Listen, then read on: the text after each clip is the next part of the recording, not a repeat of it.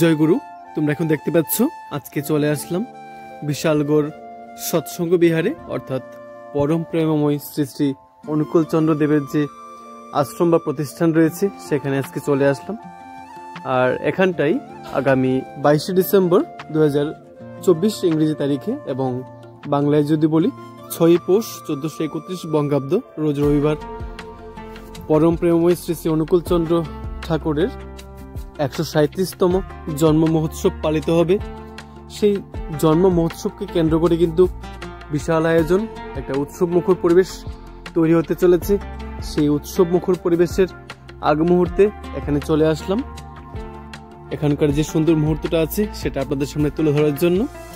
এখানে কি কি আয়োজন হতে চলেছে এবং এই জায়গাটাকে বিশেষ করে নতুন সাজিয়ে তোলা হচ্ছে, সেই সুন্দর দৃশ্যটুকু তুলে ধরার জন্য আজকে এখানে চলে আসলাম। বিশালগড়স্থিত যে সৎসঙ্গ বিহার রয়েছে, পরম প্রেমময় শ্রী শ্রী অনুকূল চন্দ্র দেবের যে আশ্রম প্রতিষ্ঠান রয়েছে সেখানে।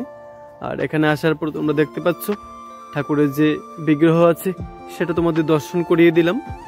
আর আগামী 22শে ডিসেম্বর অর্থাৎ রোজ রবিবার 6ই পৌষ 1431 বঙ্গাব্দ এই তারিখে কিন্তু খুব সুন্দর একটা উৎসব মুখর পরিবেশ তৈরি হতে চলেছে।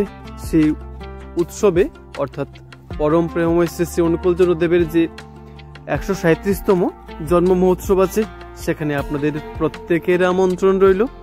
সেই উৎসবে আপনারা সম্মিলিতভাবে অংশগ্রহণ করে সেই অনুষ্ঠানটিকে আরো উৎসব মুখর এবং আনন্দিত করে তুলবেন, এই আশাটুকু রাখছি। আপনারা অবশ্যই আসবেন। আর যারা ভিডিও দেখতে পাচ্ছেন অবশ্যই এটাকে শেয়ার করে অন্যদেরকে দেখার সুযোগ করে দেবেন, এই আশাটুকু রাখছি। খুব সুন্দর একটা মুহূর্ত। আর দেখতে পাচ্ছেন এর আগে যে 2 দিনের আগের যে মুহূর্তটা, কাজের যে প্রস্তুতি আছে, কত সুন্দর করে এই আশ্রমটাকে অর্থাৎ বিশালগড়স্থিত যে সৎসঙ্গ বিহার রয়েছে এটাকে খুব সুন্দর করে সাজিয়ে তোলা হয়েছে।